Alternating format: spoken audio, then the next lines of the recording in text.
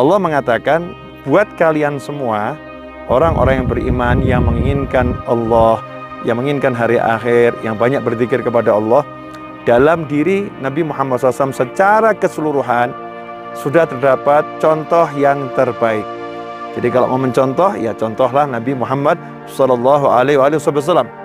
Beliau meskipun sangat superior, yang paling hebat. Nabi kita Muhammad SAW tidak berdiam di Mekah kemudian bertahan begitu saja, ya tidak menyerah dengan keadaan. Ketika mendapatkan himpitan, penentangan, penindasan, Rasulullah SAW tidak berdiam diri, tapi beliau menggunakan potensi yang dimiliki, yang diberikan oleh Allah SWT untuk berpikir bagaimana caranya ini ya, untuk memenangkan keadaan ini ya, untuk menjadi pemenang. Makanya Rasulullah SAW mencari dukungan ke Taif, yang mana Taif adalah kota di atas gunung ya, yang sejuk, yang subur.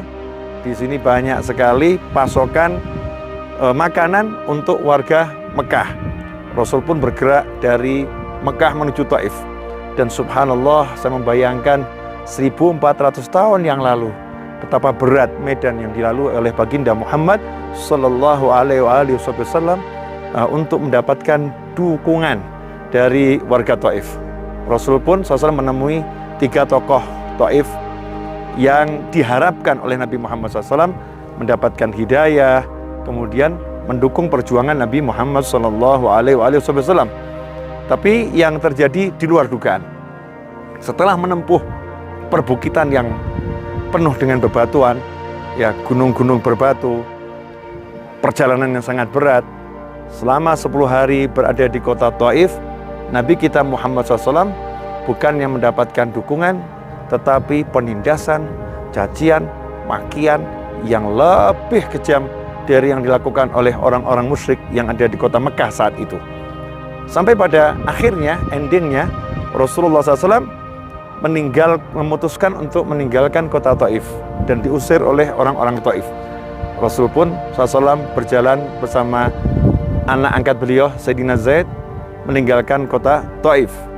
Tapi orang-orang yang saat itu belum mendapatkan hidayah, belum mengenal Allah Ta'ala, karena ingin menghina Nabi Muhammad SAW, ingin merendahkan Nabi Muhammad SAW, Rasulullah SAW ketika berjalan, mereka membuat 2 barisan di sebelah kanan jalan dan di sebelah kiri jalan, yaitu para budak dan anak-anak yang masih kecil, yang mana anak-anak kecil itu dibekali batu,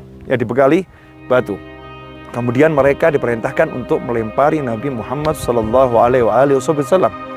Saat itu Sayyidina Zaid berusaha melindungi Nabi Muhammad SAW dengan kepalanya, dengan tangannya, dengan sekujur tubuhnya, agar tidak ada satu batu pun yang mengena tubuh Nabi Muhammad SAW.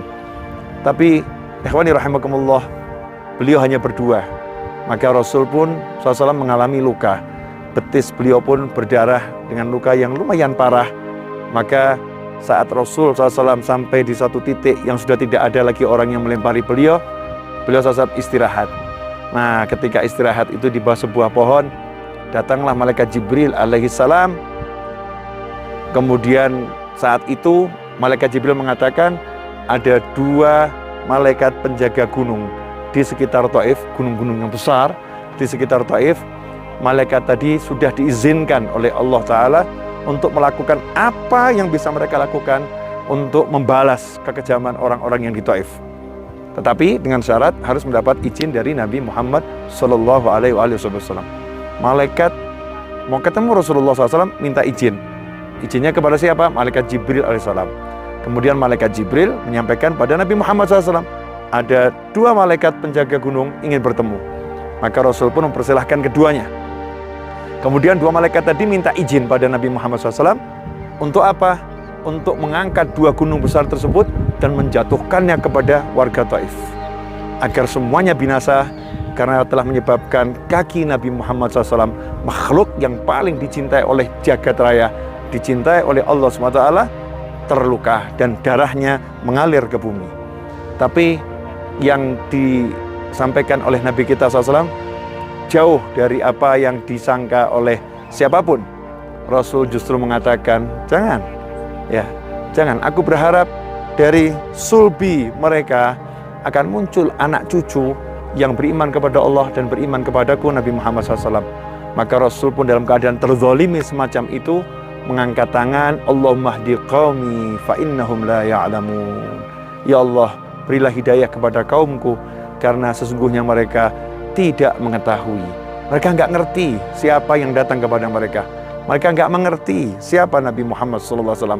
Mereka nggak ngerti apa akibat perbuatannya. Mereka nggak ngerti akan hakikat dunia. Mereka nggak mengerti apa itu akhirat. Mereka nggak ngerti.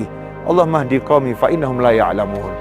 Dan hasilnya di kemudian hari anak-anak Taif itu pun menjadi orang-orang yang beriman kepada Allah, kepada Nabi Muhammad SAW dan berjuang membela agamanya Allah Subhanahu wa Ta'ala.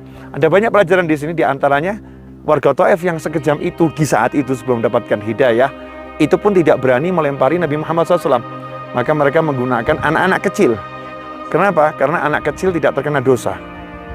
Akalnya belum sempurna, belum baligh, tidak terkena dosa sehingga tidak bisa kena bala. Mereka sudah paham dan sebetulnya mereka was-was. Siapa tahu ini benar-benar Rasul akhir zaman, sebenar-benar Nabi akhir zaman. Sallallahu alaihi wasallam. Pelajaran yang kedua adalah kita nggak boleh menyerah dengan keadaan. Kita harus memikirkan jalan keluar.